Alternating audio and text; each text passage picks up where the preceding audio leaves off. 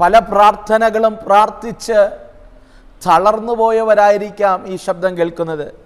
ഈ പ്രഭാതത്തിൽ സൂര്യൻ ഉദിച്ചു വരുമ്പോൾ ഇന്നിൻ്റെ ജീവിതം എന്തായിത്തീരുമെന്ന ആകുലതയോടെ, പ്രതീക്ഷകൾ നഷ്ടപ്പെട്ട്,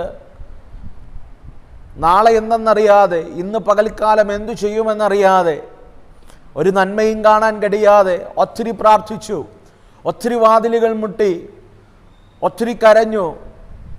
ഇനി എന്ത് ചെയ്യണമെന്നറിയാൻ കഴിയാതെ ഈ ശബ്ദം കേൾക്കുന്ന ആരെങ്കിലും ഉണ്ടെങ്കിൽ ആത്മാവിൽ ഞാനൊരു ദൂത് കൈമാറാം. കുഞ്ഞേ, നിന്റെ പ്രാർത്ഥന കേൾക്ക മാത്രമല്ല, അവൻ നിന്നെ ഓർക്കുന്ന ദൈവമാണ്. ഈ പകൽക്കാലം ദൈവം നമ്മെ ഓർക്കുന്ന ദൈവമാണ്.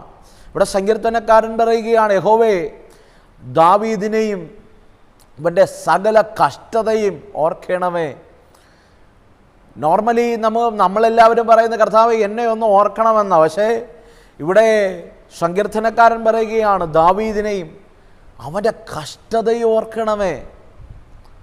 ഈ പ്രഭാതത്തിൽ ആരോടെന്നറിയില്ല, ദൈവാത്മാവിൽ ഒരു ദൂത് ഞാൻ നിങ്ങളോട് കൈമാറാം.